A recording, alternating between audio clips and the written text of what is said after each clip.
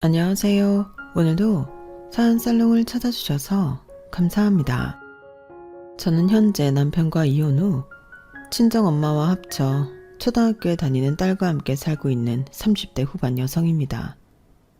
어쩌다 보니 여자 셋, 그것도 3대 모녀가 함께 살게 되었는데요. 요즘 저희 엄마 얼굴에는 매일같이 웃음꽃이 만발합니다. 사실 제가 결혼하기 전만 해도 엄마와 시간을 많이 못 보냈거든요.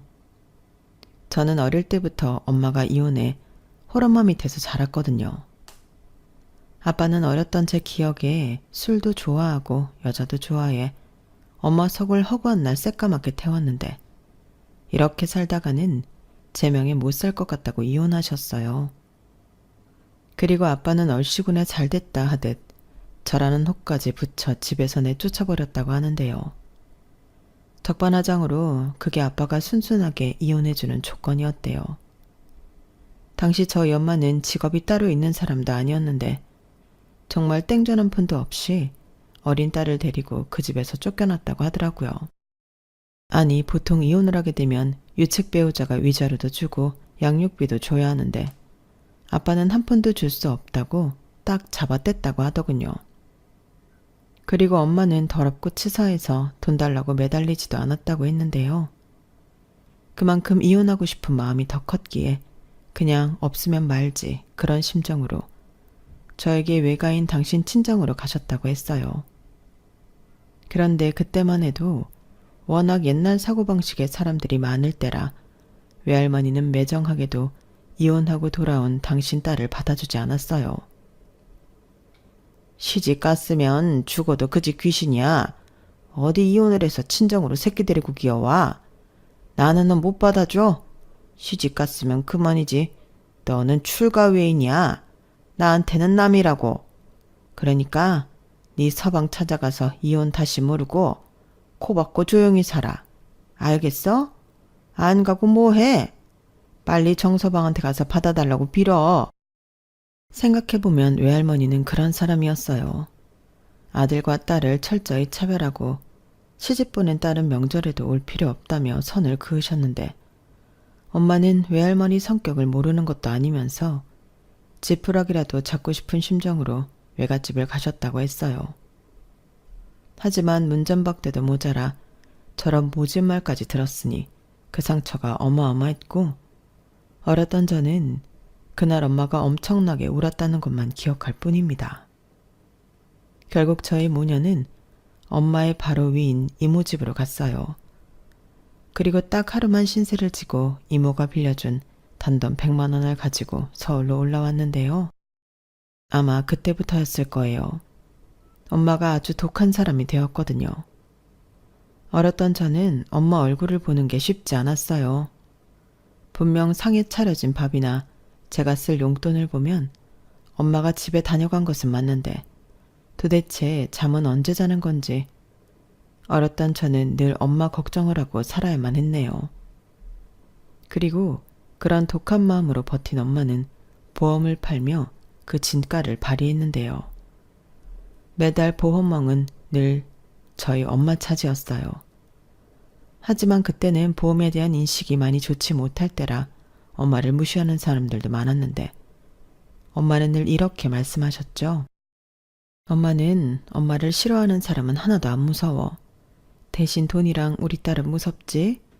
돈 없어서 우리 딸 굶기고 공부 못 시킬까 무섭고 우리 딸이 엄마 마음 몰라주고 엇나갈까 무섭고 엄마는 그거 2개 빼면 하나도 안 무서워.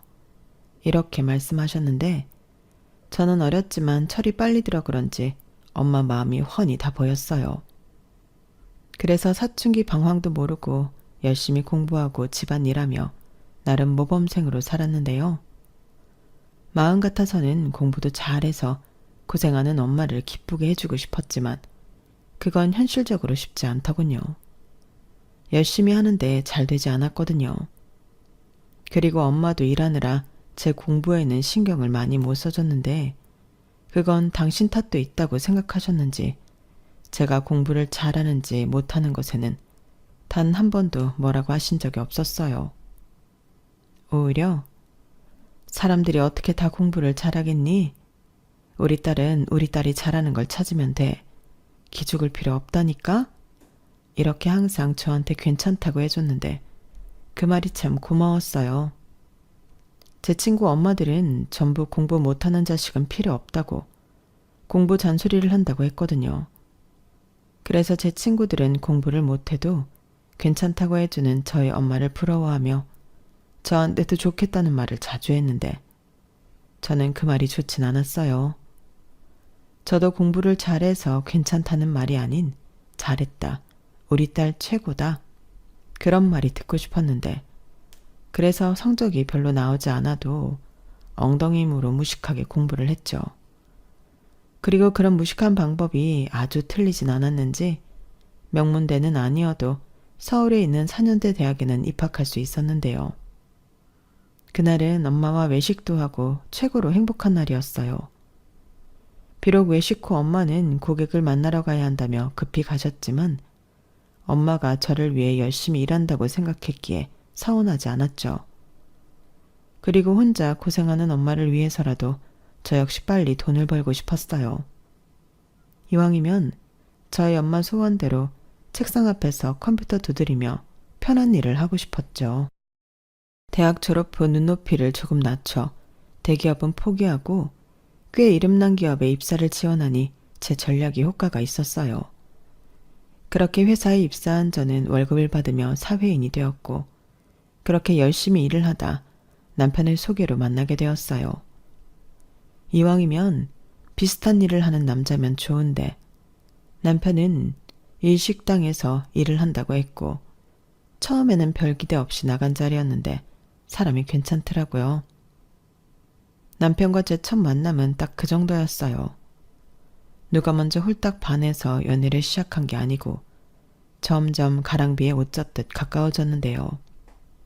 기대가 없는 상대여서 그런 건지 어느덧 제 마음속에 남편이 자리하고 있었어요. 무엇보다 제가 이혼 가정에서 자랐다는 말을 들었을 때 남편은 금방이라도 울 것 같은 얼굴로 저더러 많이 외롭고 고생이 많았겠다며 속상해했는데 저런 착한 마음을 가진 남자라면 제 친구처럼 마누라 속을 뒤집지는 않을 것 같다는 막연한 생각이 들더라고요. 그리고 혼자 벌어 저를 대학 공부까지 다 시킨 저희 엄마를 대단하다고 입에 침이 마르도록 이야기했는데 그 부분도 좋았어요. 저 역시 뭐든 열심히 하는 엄마를 많이 좋아했고 한편으로는 존경했거든요. 그러면서 저 역시도 엄마처럼 열심히 일해 인정받고 싶다는 마음이 컸는데요. 그래서 일도 참 열심히 했어요. 남들보다 빨리 승진하고 싶었거든요. 그러다 20대 후반 남편과 결혼을 결심하게 되었고 그렇게 저는 엄마가 한 분 더 생기게 되었는데요. 툭 까놓고 제 엄마가 아닌 남편의 엄마는 제가 아는 그런 엄마가 아니었어요. 욕심도 많고 질투도 많고 세상에서 자기가 가장 돋보여야 하는 사람이었는데 그렇다 보니 시아버님 제 남편까지도 당신 손에 넣고 쥐락펴락 하고 싶어 하셨죠. 그리고 당신 아들은 물론이고 시아버님까지 저를 좋아하시는 통에 저는 빼박으로 시어머니 눈밖에 나고 말았는데요. 제가 이혼 가정에서 자랐다는 것이 아주 좋은 빌미가 되었죠. 그래도 당신 아들이 죽기 살기로 저랑 결혼을 하겠다고 하니 천하의 시어머니도 아들을 말릴 수는 없었는데요. 그렇게 저희는 상견례를 하게 되었어요. 그리고 저희 엄마를 면전에서 보게 된 시어머니는 또다시 시기 질투가 폭발하는 듯 보였는데 전에 남편한테 들은 얘기가 있었어요. 우리 엄마가 외할아버지가 그러셨는데 나이는 먹어도 철이 안 들었대. 돈 있는 집 막내딸로 태어나 자기 하고 싶은 대로 다 하고 자랐는데 이제 와서 그걸 어떻게 고치냐고. 그러니까 엄마 이겨먹을 생각하지 말고 못 살겠으면 멀리 떨어져 살라고 하시더라. 라고 하시더라고요. 그때는 저 소리가 무슨 말인가 살짝 이해가 가지 않았는데 상견례 때 모습을 보니 그 말이 무슨 말이었는지 단번에 이해가 갔어요. 분명히 한참 어린 제가 봐도 시어머니는 나이만 먹었는지 정신연령이 저보다 어렸거든요. 왜 어린애들이 대놓고 샘부리고 자기 성질대로 안 되면 악쓰잖아요. 시어머니가 딱 그랬어요. 게다가 시아버님은 공무원이라 무슨 나란히 하는 집 사모님 행세는 다 하고 사셨는데 남편의 외할아버지 말씀처럼 시어머니는 저희 엄마와 다르게 편하게 살 팔자신 것 같더군요. 하지만 세상은 공평하다고 중매로 만났다는 시부모님은 사이가 그닥 좋아 보이진 않았는데요. 일단 시아버님이 시어머니를 많이 무시하셨어요. 그렇다고 시아버님이 경우가 없는 분은 아니었는데 시어머니가 워낙에 사리분별을 못하시니 애혼내듯 시어머니한테 훈계를 하시더라고요. 그럼 또 왜 자기한테만 뭐라고 하냐고 뿔이 나셨는데 나이는 어디로 드셨나. 제가 봐도 한숨이 절로 나오는 거 있죠. 그리고 이건 좋다고 해야 하나 나쁘다고 해야 하나 살짝 헷갈리는데 시어머니는 아무리 30년 가까이 시아버님과 살아서도 시아버님을 엄청 좋아하셨어요. 아니, 사랑받고 싶은 마음이 굉장히 컸는데 당신 욕심대로 세상의 모든 관심을 혼자 다 받아야 직성이 풀리셨죠. 그런데요, 미리부터 고백하자면 저는 시어머니가 저렇게 심각한 줄 몰랐는데요. 만약 미리 알았다면 절대 남편과 결혼하지 않았을 거예요. 제 스스로 무덤을 팔 만큼 제가 모자라진 않거든요. 하지만 그때는 정말 몰랐고 그저 시아버님의 사랑과 아들의 사랑을 독차지하고 싶어하는 특이한 분이라고만 생각했는데 어쩌면 사랑에 눈이 멀어 거기까진 안 보였는지도 모르겠네요. 처음엔 그저 그렇다고 생각했던 남편이었는데 막상 좋아하는 감정이 생기고 나서부터는 주체가 되지 않았거든요. 게다가 늘 바쁜 친정엄마의 부재로 저는 표현은 하지 않았지만 많이 외로웠고 남편과 만나면서 그런 외로움이 더 많이 채워졌는데 자상하고 저보다 더 세심한 남편에게 저는 정말 푹 빠져 있었어요. 그리고 당시 일식집에서 일을 하던 남편은 저한테 맛있는 음식도 많이 만들어줬는데요. 내가 결혼만 하면 평생 자기 맛있는 것만 만들어줄게. 자기는 주방에 들어올 생각도 하지 마. 이렇게 말을 하는데 어느 여자가 안 넘어가겠냐고요. 그리고 그때는 저도 남편과 하루빨리 결혼하고 싶은 마음이 컸는데 상견례 자리에서 생각지도 못했던 엉뚱한 일이 터지고 말았어요. 글쎄 시부모님이 다른 자리도 아니고 상견례에서 부부싸움 비슷하게 투닥거리셨는데 그 이유가 저와 저희 엄마 때문이었죠. 이게 무슨 말이냐 하면 시아버님의 배려심과 자상함이 문제의 시작이었는데요. 아무래도 남편 없이 혼자 참석한 저희 엄마를 시아버님이 배려해 주신 게 시어머니 눈에는 거슬렸나 보더라고요. 게다가 결혼 허락을 받으러 갈 때부터 저를 마음에 들어 하시고 좋아해 주셨던 시아버님을 시어머니는 탐탁치 않게 생각하셨어요. 그래서인지 초면임에도 불구하고 시어머니는 기회는 이때다 하시며 저와 저희 엄마를 한꺼번에 깎아내리셨어요. 그나저나 딸은 엄마 팔자 닮는다고 하던데 우리 다희는 괜찮을까 모르겠어요. 듣자 하니 사별이 아니고 이혼하신 거라면서요. 그럼 남편분과는 어떻게 지내고 계세요? 제가 경험이 없어서 이혼한 부부에 대해서는 잘 몰라서요. 당신 그게 도대체 무슨 경우 없는 말이야? 조용히 못해. 내가 뭘 어쨌다고 이래? 경우가 없다고? 내가? 내가 뭐 결혼을 안 시키겠다고 한 것도 아닌데 당시야말로 왜 이렇게 오바를 해? 나는 그냥 걱정돼서 그러는 거야.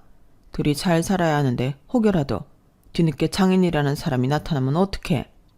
그리고 애들도 이혼하겠다고 할까봐 걱정이 되지. 당신 제정신이야? 아직 결혼도 안 했는데 무슨 이혼할까봐 걱정을 해? 사돈 앞에서 못하는 소리가 없어. 아닙니다. 걱정되실 수도 있죠. 그런데 사부인 걱정하실 필요 없습니다. 저 다희 아빠랑 헤어지고 단 한 번도 본 적 없어요. 어디서 살았는지 죽었는지 지금도 모르고 살거든요. 이제 와서 나타날 일 절대 없으니 마음 놓으세요. 아이고 그게 마음처럼 되나요? 그래도 다희 아빠잖아요. 나중에 늙고 병들면 자식 찾아올 수도 있죠. 그렇게 두지 않습니다. 애당초 아빠 노릇한 게 없는 인간인데 제가 그 꼴은 절대 못 보죠. 그리고 그 사람 얘기는 좋은 얘기는 아니라서 이만하시는 게 어떨까요? 애들 결혼시키기 위한 좋은 자리잖아요. 사부인이 걱정하는 일은 제가 장담하는데 절대 없습니다. 아유, 죄송합니다. 이렇게까지 말씀하시는데 저희야 당연히 믿습니다. 당신 뭐해? 죄송하다고 해야지. 그리고 사부인, 이 사람이 가끔 이렇게 생각 없이 말을 하는데 이해해 주세요. 당신은 무슨 죄 졌어? 뭘 자꾸 죄송하다고 하고 이해를 해달래? 상견례는 이런 거 저런 거 허심탄회하게 다 이야기하는 자리야. 애들 결혼하고 문제 생기면 안 되니까. 그리고 왜 자꾸 나만 사돈 앞에서 까내려? 당신 진짜 계속 이럴 거야? 좋은 자리에 나와서 왜 이래? 죄송합니다. 저희가 이렇게 살아요. 그나저나 저희 아들한테 들었는데 정말 대단하십니다.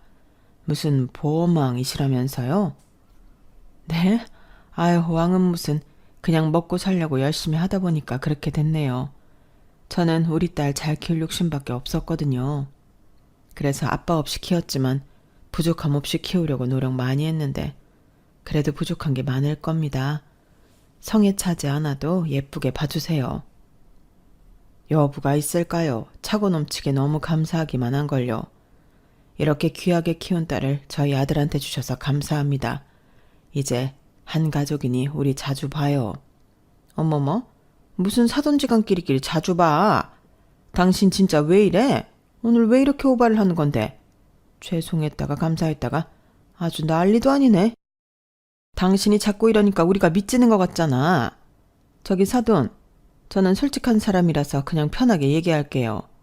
저는요, 원래 걱정이 많은 사람이에요. 엄마 마음이 다 그런 거잖아요. 이왕이면 좋은 집에 장가 갔으면 하는 마음이요. 하지만 자식 일이 내 마음대로 되는 것도 아니고 또 지들이 좋아 죽겠다고 하니까 그냥 시키는 건데 이거 하나만 꼭 알아주세요. 이 사람은 다혜가 너무 좋다고 하지만 저한테는 부족한 며느리짜리입니다. 저도 희망사항은 있을 수 있잖아요. 그래도 서로 노력하며 잘 지낼 테니 우리 아들 잘 좀 대해주세요. 요즘은 사회가 백년 손님이 아니라 처가 머슴이라고 하던데 저는 절대 그 꼴을 못 보거든요. 그런 생각까지 하셨어요? 사부인도 참. 걱정하지 마세요. 절대 머슴으로 쓰지 않겠습니다. 그리고 사부인이 솔직한 분이라고 하시니 저도 편하게 말씀드려도 될까요? 저 역시도 형우가 썩 마음에 들진 않았어요. 저도 희망사항이 있을 수 있잖아요. 저 역시도 이왕이면 우리 딸 좀 더 편하게 살 수 있도록 해주는 사위를 보고 싶었거든요. 그런데 둘이 좋아 죽겠다고 하고 또 내 사위라고 생각하지 이젠 이뻐 보이더라고요. 그러니 사부인도 내 며느리라고 생각하고 이뻐해 주셨으면 좋겠습니다. 서로 노력해야죠. 그래야 애들도 양가 눈치 안 보고 지들끼리 행복하게 살 거고요. 그날 저는 새삼스럽게 저희 엄마의 언변에 깜짝 놀랐어요. 분명 시어머니는 저희 엄마 기분 나쁘라고 시비를 거걸 텐데 그 말을 저렇게 멋지게 받아치다니 제가 나설 필요도 없었는데요. 시어머니는 말발로 되지 않다는 걸 느꼈는지 얼굴만 시뻘개져서 냉수만 들이켰고 시아버님은 역시 보호망이라고 하시다니 말솜씨가 대단하십니다. 아무래도 다혜가 엄마를 닮아서 똑부러지나 보네요. 허허 라며 연신 웃기만 하셨는데 그러자 시어머니 표정은 더 울그락불그락해지셨어요. 그리고 걱정한 대로 그날 댁으로 돌아가셔서 대판 싸우셨다고 남편한테서 들었는데요. 자기 마누라 개망신 시켜놓고 뭐가 그렇게 좋아서 신났냐고 그렇게 악을 쓰셨다고 하더라고요. 이 정도 이야기하면 보통은 저런 시어머니를 보고 어떻게 결혼을 할 생각을 했어? 자기가 자기 발짝 꼬았네. 이런 말씀을 하시는 분들도 계신데 시어머니가 저렇게 바락바락 하셔도 저는 자신 있었어요. 일단 시아버님이라는 든든한 방패가 있으셨고 그때는 남편이 저리도 우유부단한 놈인지 미처 몰랐는데요. 일단 저는 제 성격 믿고 결혼을 예정대로 진행했어요. 애당초 시어머니랑 잘 지낼 마음이 없었기 때문에 시어머니가 저런 사람이라는 건 저에게 그다지 중요하지 않았죠. 그리고 그걸 시어머니도 아셨는지 자기한테 꺾이지 않고 따박따박 제 할 말 다 하는 저를 참 싫어하셨는데요. 그렇게 제 길을 꺾으려 하시더라고요. 너는 휴일이라고 남편도 안 도와주고 집에서 퍼져 쉬고 있냐? 내가 정말 속이 상해서 너 당장 네 남편 가게로 튀어오지 못해. 남 가게도 아니고 남편이 개업을 해서 고생을 하고 있으면 마누라가 쉴 때라도 나와서 거들어야지. 너는 주말이면 회사 안 가지만 우리 아들은 언제 쉬니? 어머니, 가게 오셨어요? 저 원래 주말에 가게 가서 돕는데 오늘은 감기 기운이 있어서 약 먹고 쉬고 있거든요. 하필 오늘 오셨네요. 제가 가서 일할 때는 오시지도 않더니. 뭐야? 너 말에 뼈가 있다? 그래서 꼴랑 감기 걸렸다고 안 온다고? 꼴랑 감기가 아니고 저 정말 많이 아파요. 그 애한테 물어보세요. 이런 식으로 나오겠다 이거지? 내 아들이 아주 지 든든한 방패야. 그럼 지금 말고 한 3시간 정도 있다가 운전만 하러 나와라. 네? 운전이요? 내가 오늘 모임이 있어서 친구들을 우리 아들 가게로 불렀어. 원래는 술까지 마실 생각은 없었는데 오늘은 기분이 좋아서 술 한 잔들 하자고 하네? 대리 부르면 그것도 돈이잖아. 네가 나와서 내 차 운전 좀 해다오. 어머니, 대리비 얼마나 한다고요? 저 약 먹어서 운전하면 안 돼요. 지금도 약이 독한지 핑핑 도는데 운전하면 사고 나요. 그래서 약도 먹었겠다 좀 자려고 했는데 그래야 빨리 털고 그이 가게 가서 도울 수 있지 않겠어요? 오늘은 그냥 대리 부르세요. 여차하시면 그이한테 대리비 달라고 하시고요. 너 정말 이럴 거야? 아주 시어머니랑 맘먹자는 거지? 너 내가 주시하고 있다. 조심해. 아마 전날은 친구분들 앞에서 며느리한테 대접받는 시어머니 코스프레를 하고 싶으셨던 것 같았어요. 그런데 당신 뜻대로 되지 않아 뿔이 나셨는데 제가 아프다고 하니 달리 어떻게 하실 수가 없으셨겠죠. 제가 뭐 거짓말로 아픈 건 절대 아니었거든요. 한 3일 전부터 으슬으슬하고 컨디션이 좋지 않더니 금요일 밤부터는 꼬박 알아놓았어요. 그러니 남편도 오늘은 쉬어. 가게 나와도 도움도 안 되겠다. 라며 저더러 나오지 말라고 했는데 도움이 안 되겠다니. 저를 걱정하는 건지 가게를 걱정하는 건지 모르겠더라고요. 남편은 결혼하고 2년이 지나 가게를 오픈했거든요. 그리고 대출을 많이 받아 시작한 가게라 그런지 남편은 가게 오픈 이후 신경이 많이 날카로웠는데요. 그로 인해서 저한테도 많이 소홀했죠. 하지만 저는 남편이 오죽 스트레스 받으면 그럴까 하며 애써 이해해주려 노력했는데 남편은 아니었어요. 저는 여전히 직장을 다니고 있었고 그렇기 때문에 제 일과 남편의 일을 구분지어 생각했는데 남편은 자기 가게 아니라 우리 가게라고 생각하는 것 같더라고요.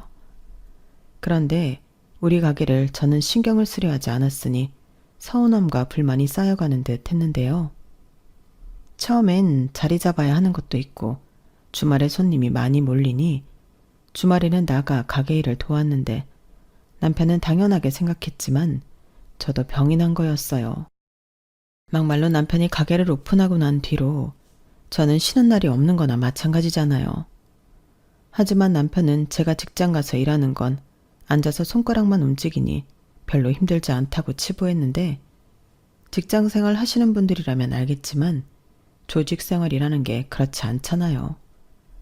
그래서 저 딴에는 억울하기도 하고 회사를 다녀본 적이 없는 남편이라 그러나 보다 이해도 하려고 노력했는데 어느 순간부터 저도 왜 나만 계속 이해를 해줘야 하나 정신이 번쩍 들었어요. 그리고 그즈음 임신까지 했는데요. 기쁜 일인 건 맞지만 마냥 기뻐할 수는 없었어요. 저만 죽어날 것이 분명했으니까요. 그리고 기뻐하는 남편과 시부모님에 비해 저는 육아까지 추가되어 힘든 시간을 보내야만 했는데 설상가상으로 오픈하고 1년 뒤 남편의 가게는 매출이 뚝 떨어져 집안에 비상이 걸렸어요. 식구도 늘었는데 수입이 줄어들었으니 그것만큼 난감한 일이 없더라고요. 게다가 제가 출산휴가에 이어 육아휴직까지 하고 있었기 때문에 돈이 더 없었는데요. 그땐 친정엄마가 남편 몰래 많이 도와주셨어요.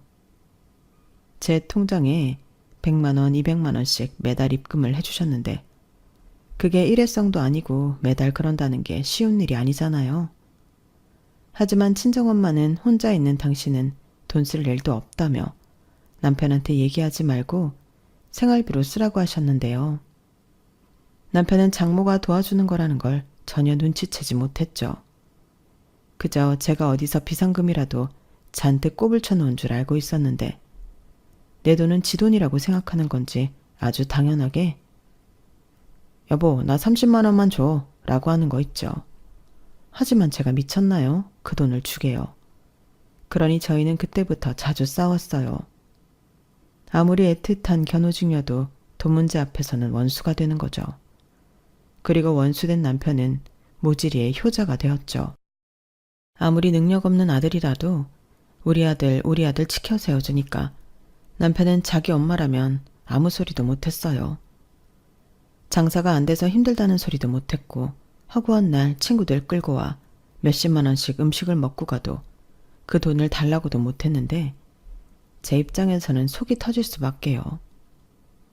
저런 인간인 줄 알았다면 외로움이고 나발이고 축구 공 차듯 뻥 하고 힘껏 차버릴걸. 그제야 저는 제 손으로 정성스럽게 제 무덤을 팠다는 걸 알았는데요. 정말이지 자식 때문에 참고 살았네요. 제 딸한테는 이혼 가정 어쩌고 하는 꼬리표는 달아주고 싶지 않았거든요. 대신 남편이고 시어머니고 저는 제 할 말은 죽었다 깨어나도 하고야 말았는데요. 전에 친정엄마가 그랬어요. 엄마가 참으면 네 딸도 커서 참고 산다. 그게 딸이야. 네 시어머니가 너 상견례 때 그랬지? 딸은 엄마 팔자 담는다고. 나는 그 말이 아직까지도 내 속을 뒤집는다. 그래, 너는 내 딸이니까 닮았겠지. 근데 봐봐, 좋은 것만 닮았잖아. 네 딸도 그렇게 키워. 이렇게 말씀하셨는데 저도 딸 가진 엄마가 되고 보니 엄마가 무슨 마음으로 그런 당부를 했는지 알 것 같았어요. 그래서 더 당당하게 살려고 노력했는데 그러다 정말 이대로면 안 되겠다 할 정도로 남편의 가게가 힘들어졌어요. 이제 그만 고집 부리고 가게 정리해. 장사해도 손해라면서 그런 멍청한 짓을 왜 하냐고. 왜 하긴 죽지 못하니까 하는 거지. 장사해도 손해지만 그래도 희망은 있잖아. 근데 이거 접으면 뭐 남아? 빚잔치하고 아무것도 없는 거야. 우리 빈손 되는 거라고. 아니지. 가게 낸다고 지금 빚만 남는 거지? 그렇다고 더 가면 낭떠러지 빚더미에 올라가는 걸 뻔히 알면서도 가게를 못 접는다고? 직원 월급도 못 줘서 혼자 하잖아. 신경 꺼. 언제는 우리 가게 아니고 내 가게라며. 내 가게 내가 알아서 할 테니까 너는 애나 키워. 하유, 애는 뭐 거저 키워? 남편이 돈을 안 갖고 오는데 내가 어떻게 애를 키워? 자기 비상금 있잖아. 왜? 이제 비상금 다 떨어지고 없냐? 비상금 같은 소리 하네. 그거 비상금 아니거든? 나는 애당초 비상금에 빗자도 꺼낸 적이 없어. 그럼 그 돈은 뭔데? 혹시 어디서 훔쳤어? 훔쳤다. 우리 엄마 통장에서 훔쳤어. 진짜 장모한테 부끄러운 줄 좀 알고 살아라. 아니면 당신만 좋다는 어머니한테 가서 돈 좀 달라고 해. 왜 여기서 우리 엄마 얘기가 나와? 나는 뭐 알고 썼냐? 장모님은 돈도 많아. 아직도 보험이 잘 되나 보지? 그럼 이참에 푼돈 말고 목돈이라도 좀 달라고 해봐. 하나뿐인 딸인데 혹시 알아? 해줄지. 미쳤네. 그 입 안 닫아? 학교 다닐 때 염치라는 건 안 배웠냐? 뭐야? 너 지금 나 무시하냐? 나도 대학 나왔거든. 어디서 하늘 같은 서방을 무시해. 서방 같은 소리 하네. 서방 대접 받고 싶거든 서방 노릇을 해. 아니 그건 바라지도 않을 테니까 애비 노릇이라도 해 좀. 저희는 남편의 가게가 되지 않아 한가한 만큼 둘이 치열하게 싸웠어요. 거짓말 조금 보태서 아침, 점심, 저녁 매일 3번 이상은 내가 왜 저런 인간이랑 살지? 확 이혼할까? 이런 생각을 했는데 그때까진 정이 아주 조금은 남았는지 남편이 불쌍하다는 생각도 했었죠. 다들 어렵다는데 내 남편만 잘못한 건 아니었으니까요. 하지만 계속 이렇게 밑빠진 독에 물을 부을 수는 없었는데요. 한편으로는 지가 호되게 당해봐야 정신을 차릴 것 같았어요. 그래서 눈 딱 감고 남편이 제대로 망하기를 기다렸는데 오래도 가지 않더군요. 정말 보증금 다 까고 빚더미에 올라 장사를 접게 되었어요. 그때 시아버님이 난리가 나셨어요. 왜 마누라 말 안 듣고 고집부려서 이 사단을 만드냐고요. 지가 모자라면 현명한 마누라 뒀다 뭐해. 유진이 엄마가 진작에 접으라고 했다며? 당신은 왜 우리 아들 말은 안 듣고 며느리 말만 들어? 얘도 사정이 있으니까 그랬겠지? 당신 누구 아빠야? 팔은 안으로 굽는데 왜 당신 팔만 밖으로 굽어? 감싸고 돌 걸 돌아. 아휴, 아무튼 나는 도와줄 돈도 없고 그럴 마음도 없다. 네가 저지른 짓 네가 수습해. 왜 사고는 네가 쳐놓고 남더러 책임져 달래? 아빠는 남이 아니잖아. 나도 진짜 이러고 싶지 않아서 여태 도와달라는 말도 못했는데 좀 도와줘. 노후자금 뭐 그런 거 준비해 놓은 것도 없어? 막말로 내가 장남인데 엄마 아빠 노후는 내가 책임지지. 그러니까 그 돈 있으면 좀 내놔봐. 지랄하네. 네가 우리 노후를 책임져? 나는 싫다. 그래. 니네 엄마나 데리고 가서 좀 책임져라. 왜 갑자기 거기에 나를 찍어 붙여? 노후는 뭐 새장가 가게? 그래. 중매로 코 깨서 이만큼 살았으면 됐지. 쟤 망하는데 당신이 일조했잖아. 오만 사람들 다 데리고 가서 거기 가서 기분 내고 며느리 흉보고 사람들이 다 뒤에서 수군거려. 웃겨. 다들 와서 좋다고 처먹을 때는 언제고 우리 아들 조금 힘들어졌다고 곳에 그 주둥이를 놀리고 사나? 내가 뭐라고 했어? 다 부질없는 짓이라고 했지? 이 집에서 야무진 건 우리 며느리 하나야. 또 시작이다. 아주 며느리가 좋아 죽지? 왜? 며느리가 당신 첫사랑이랑 닮았니? 처음부터 수상하다 했어. 왜 그렇게 챙겨? 왜 그렇게 예뻐해? 아니다. 제 엄마한테도 그랬지? 뭐야? 왜 그래?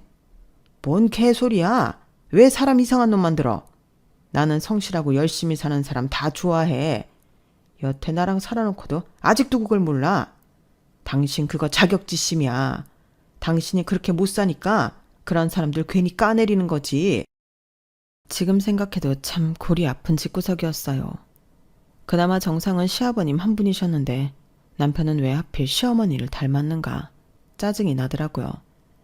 그리고 결국 시아버님은 남편을 도와주지 않으셨어요. 저는 부랴부랴 복직을 했고 남편은 막노동에 오토바이 배달까지 할 수 있는 건 전부 하며 빚을 갚았어요. 남편이 버는 건 남편 빚 갚고 제가 버는 건 생활비를 했죠. 사실 그렇게만 살면 풍족하진 않지만 살 수는 있었어요. 그런데 가게를 폐업한 후부터 남편은 힘든지 살이 쭉쭉 빠졌는데 시어머니가 애가 닳더라고요. 당신 아들만 죽어난다고 저더러 직장 있으니까 대출받아 빚 갚으면 안 되냐고 억지를 부리셨어요.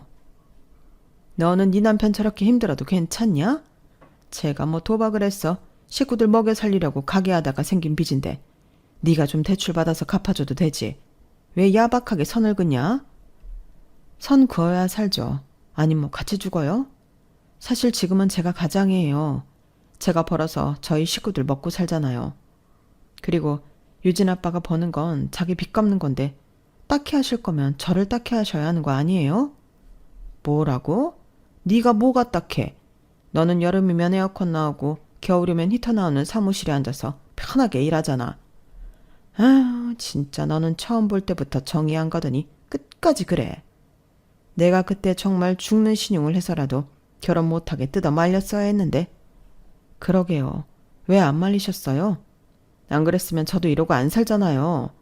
좀 열심히 하시지. 너 그 입 안 닫아? 어떻게 된 게 그 주둥이는 연신 사람 복장을 뒤집냐?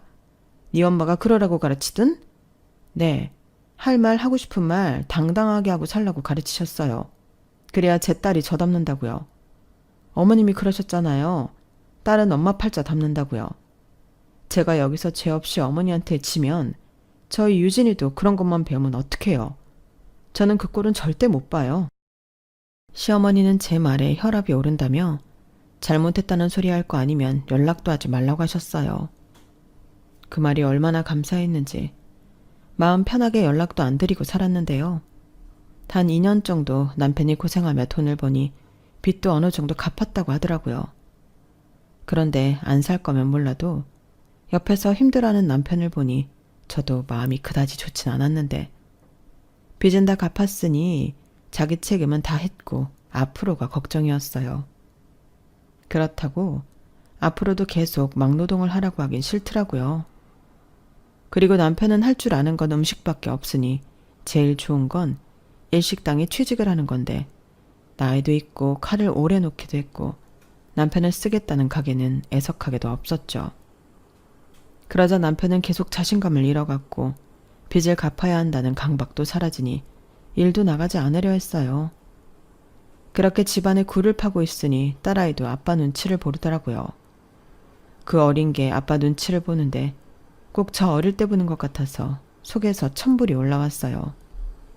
그래서 안 되겠다 싶어 이젠 정말 우리 가게를 찾아보자 남편한테 제안을 했는데요. 퇴직금을 받아 일식당을 차리자고 제안을 했어요. 대신 이번에는 정말 죽기 살기로 해야 하니 레시피 연구도 좀 하고 일식이 신선한 재료가 생명이다 보니 공급처도 신경 써서 알아보자고 했는데 남편은 신나서 제 말이면 무조건 다 한다고 충성충성했더랬죠. 그때는 집안 살림도 어찌나 척척 잘만 도와주던지 순간이었지만 제 팔자가 피는 것만 같았는데 시어머니는 거꾸로 속에서 부하가 치민다고 하셨어요. 금쪽 같은 자기 아들이 며느리한테 굽실거리는 꼴을 보려니 목구멍에 밥이 안 들어가신다고 하더라고요. 그러니 자기 아들 집에서만큼은 손 하나 까딱하지 않도록 저더러 다 하라고 하셨는데 그런 말을 들을 제가 아니었죠. 막말로 그 가게를 누구 돈으로 하는데요. 그리고 제일 중요한 가게 보증금이며 임대료도 제 손에서 가장 저렴하게 건물주를 구워 삶았는데 손 하나 까딱하지 않을 사람은 저였죠. 그래서 시어머니가 뭐라고 하시든 상관하지 않았어요. 그저 이젠 정말 우리 가게가 잘 돼야 하니 가게에만 집중했는데요. 다행히 한 두어 달 미치고 고생을 좀 했지만 가게는 빠른 속도로 입소문이 나서 수익이 나기 시작했어요. 식재료가 신선하고 음식이 맛있는데 가격도 좋으니 사실 안 되는 게 이상한 일이었는데 오프너를 한다고 출근 전에 줄 서 있는 사람들을 보면 그렇게 행복할 수가 없었어요. 그런데요, 그렇게 매일같이 사람들이 줄을 서고 웨이팅을 하는데 불청객 집단이 찾아왔어요. 바로 시어머니와 계모임 사람들이었죠. 뻔히 기다리는 사람들 말고 테이블 다 찬 거 봤으면서도 자기들 자리 내놓으라고 저희 직원을 잡고 계셨어요. 내가 여기 사장 엄마라고. 사장 엄마가 왔는데 저 사람들이랑 똑같이 줄을 서는 게 말이 돼? 그리고 원래 고급 레스토랑은 VIP석은 남겨놓는 거야. 저기 죄송한데 저희 사장님은 그런 거 없다고 하셨어요. 매일 줄 서는 분들이 저렇게 많은데 예약도 잡지 말고 무조건 선착순으로 손님 받으라고 하셨거든요. 뭐야? 우리 아들이 그랬다고? 아니, 여 사장님요. 어머, 진짜 웃기고 자빠졌네. 여기 여 사장이 어딨어? 사장 사모겠지. 사장 사모가 사장보다 높나? 어머니, 또 오셨어요? 저는 사장 사모도 아니지만 사장 엄마라도 이건 도의적으로 안 되는 거예요. 밖에 보는 사람들 잔뜩 있는데 구설수 오르게 하고 싶으세요? 저희 이번에 망하면 쪽박이에요. 야, 너 지금 여기 사람들 안 보여? 나 시어머니야. 며느리가 시어머니 기는 못 살려줄 망정 창피를 주냐? 그러게 제가 지난번부터 안 된다고 좋게 말씀드렸잖아요. 어머니야말로 왜 그러세요? 저희 이제 조금 잘 되려고 하는 건데 도와주셔야지. 왜 자꾸 깽판을 치시냐고요? 뭐? 깽판? 너 정말? 나 개망신 주려고 작정을 했지? 그래, 너 잠깐 이리 따라 나와 봐. 시어머니는 보는 사람들이 많다는 걸 의식하는 듯 저더러 가게 뒤편으로 가자고 하셨어요. 그리고 저는 꿀릴 것이 없었기에 그 뒤를 따랐는데 고부가 싸운다는 소식을 들었는지 남편이 주방에서 나오더라고요. 그러고는 일 크게 만들지 말고 자기 엄마가 해달라는 대로 해주라고 하는데 이게 미쳤나 싶더군요. 꼬라지를 보니 돈 100만 원 거덜내고 가실 것 같은데 그럼 그 돈은 누가 메꾸냐고요. 그래서 안 된다고 단호하게 말했어요. 그러자 남편은 시어머니와 똑같이 자기가 사장이니까 사장 말을 들으라고 했는데 어이가 없었죠. 그래서 나중에 다시 얘기하자고 했는데 순간 너무 화가 났어요. 살려달라고 해서 구해줬더니 보따리를 넘어 제 것까지 탐을 내는 격이잖아요. 그리고 시어머니를 만나고 돌아온 순간 저는 결정을 내려야 했는데요. 시어머니가 저를 보자마자 제 뺨을 한 대 올려 붙이시더니 그러셨어요. 야, 내가 정말 너 어디까지 하나 두고 봤는데 더는 못 봐주겠다. 내 아들이랑 갈라서 이제 우리 아들 너 아니어도 잘 먹고 잘 살 거고 너보다 어리고 잘난 여자 만나 새장가 갈 수 있거든. 그러니까 너는 이만 꺼지라고. 너 하나 우리 집에 들어오고 나서 뭐 하나 잘 되는 게 없어. 나 네 시아버지랑 헤어지게 생겼다. 맨날 너랑 나랑 비교하는데 사람이 짜증나서 살 수가 있니? 다 너 때문이야.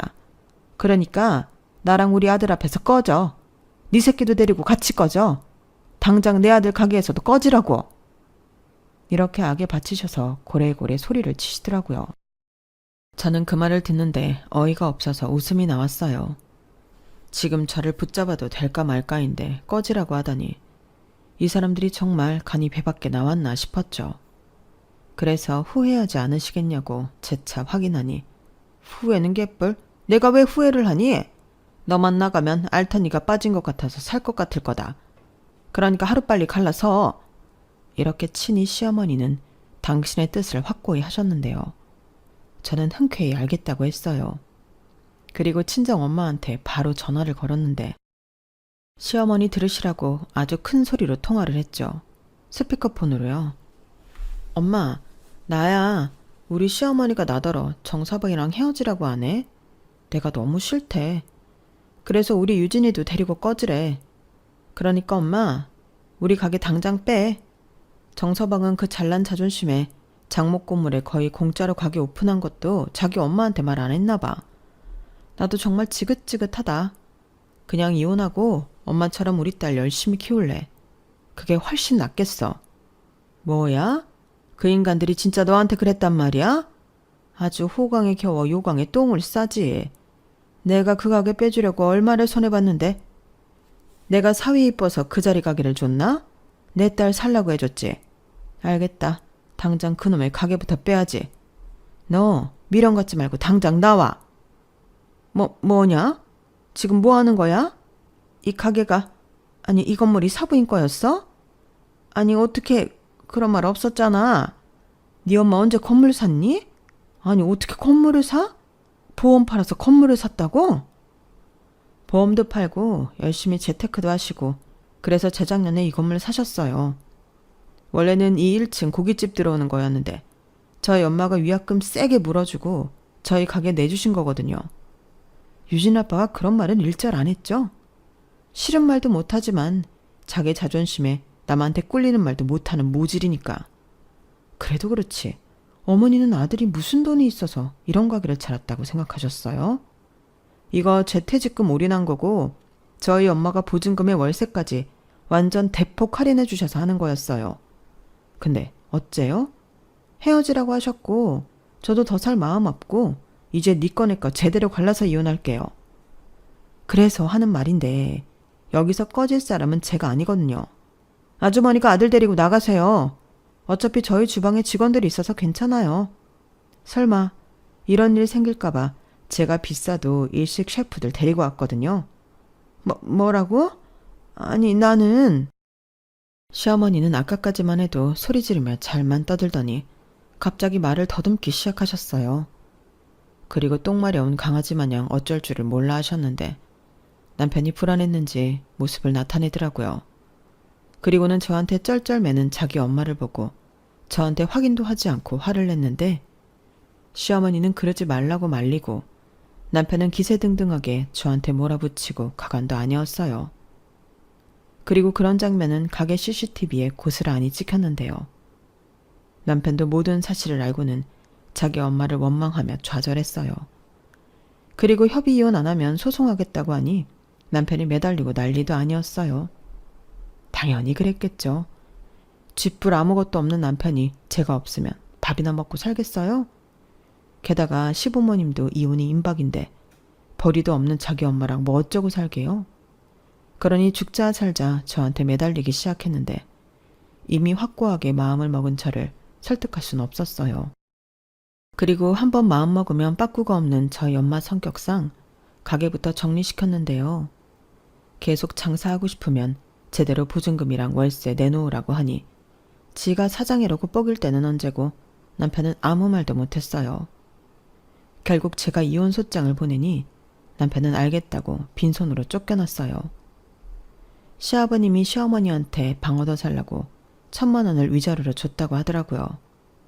그러니 남편은 그 집으로 들어가게 되었는데 당장 돈 버는 사람이 없으니 남편이 죽어도 다시 하기 싫다던 막노동을 다시 하게 되었어요.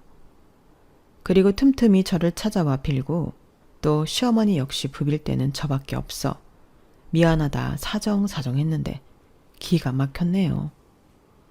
아가 미안하다. 내가 그때는 귀신에 씌었나 봐.